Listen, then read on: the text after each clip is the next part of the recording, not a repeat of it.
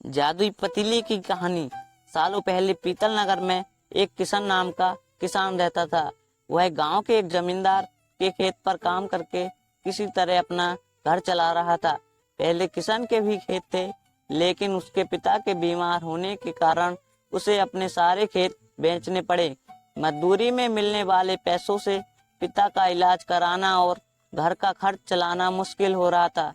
वो हर दिन सोचता कि कैसे घर की स्थिति को बेहतर किया जाए। आज भी इसी सोच के साथ किशन सुबह सुबह जमींदार के खेत पर काम करने के लिए निकला। खुदाई करते समय उसकी कुदाल किसी धातु से टकराई और तेज आवाज हुई। किशन के मन में हुआ कि आखिर ऐसा क्या है। उसने तुरंत इस हिस्से को खोदा तो वहां से एक बड़ा सा पतीला निकला। पतीला देखकर किशन दुखी हो गया।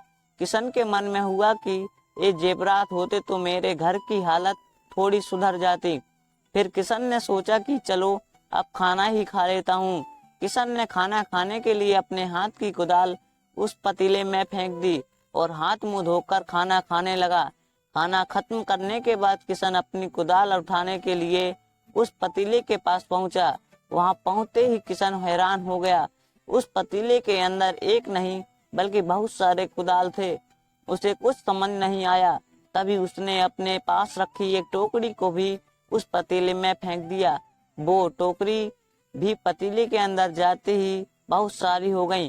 ये सब देखकर किशन खुश हो गया और जादुई पतीले को अपने साथ लेकर चला गया। वो हर दिन उस बर्तन में अपने कुछ औजार डालता और जब वो ज्यादा हो जाते तब उन्हें बाजार जाकर बेच आता। ऐसे करते समय किशन के घर की हालत सुधरने लगी। उसने उस तरह बहुत पैसा कमाया और अपने पिता का इलाज भी करवा लिया। एक दिन किशन ने कुछ गहने खरीद लिए और उन्हें भी पतीले अंदर डाल दिया। वो गहने भी बहुत सारे बन गए। इस तरह धीरे धीरे किशन अमीर होने लगा और उसने जमींदार के यहाँ कुछ मजदूरी करना भी छोड़ दिया। किशन को अमीर होते देख जमींदार मोहन को किशन पर शक हुआ। वो सीधे किशन के घर पहुंचा। वहां जाकर उसे जादुई पतीले के बारे में पता चला। उसने किशन से पूछा, तुमने यह पतीला कब और किसके घर से चुराया? डरी हुई आवाज में किशन बोला, साहब, ये पतीला मुझे खेत में खुदाई के समय मिला था। मैंने किसी के घर चोरी नहीं की। खेत में खुदाई की बात सुनते ही जमींदार ने कहा, यह पतीला जब मेरे खेत से मिला तो यह मेरा हुआ। किशन ने जादुई पतीला न लेकर जाने की बहुत मिन्नतें की, लेकिन जमींदार मोहन ने उसकी एक नहीं सुनी। वो जबरदस्ती अपने साथ वो जादुई पतीला लेकर चला गया। किशन ने भी इसकी तरह सामान डालकर उन्हें बढ़ाना शुरू किया। एक दिन जमींदार ने अपने घर में मौजूद सारे गहने एक एक करके उस पतीले में डाल दिए और रातों रात बहुत अमीर हो गया। एकदम से जमींदार के अमीर होने की खबर पीतल नगर के राजा तक पहुंच गई। पता लगाने पर राजा को भी जादुई पतीले की जानकारी मिली। फिर क्या था, राजा ने तुरंत अपने लोगों को भेजकर जमींदार के यहाँ से वो पतीला राजमहल मंगवा लिया। राजमहल में उस जादुई पतीले के पहुंचते ही राजा ने अपने आसपास मौजूद सामान को उसमें डालना शुरू कर दिया।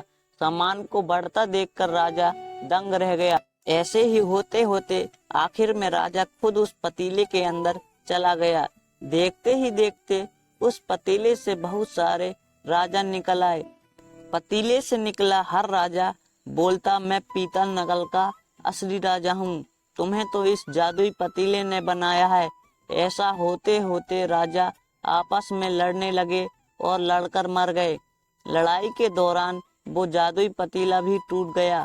जादुई पतीले के कारण राजमहल में हुई इस भयानक लड़ाई के बारे में नगर में सबको पता चल गया। इस बात की जानकारी मिलते ही मजदूर किशन और जमींदार मोहन ने सोचा, अच्छा हुआ कि हमने उस जादुई पतीले का इस्तेमाल सही से किया। उस राजा ने अपनी मूर्खता के कारण अपनी जान ही खो दी। कहानी से सीख। जादुई पतीले की कहानी से दो सीख मिलती है। पहली कि मूर्खता का अंत बुरा ही होता है। दूसरी यह कि हर सामान का इस्तेमाल संभल कर करना चाहिए, अति हानिकारक हो सकती है। आशा करता हूँ दोस्तों यह कहानी आपको अच्छी लगी होगी।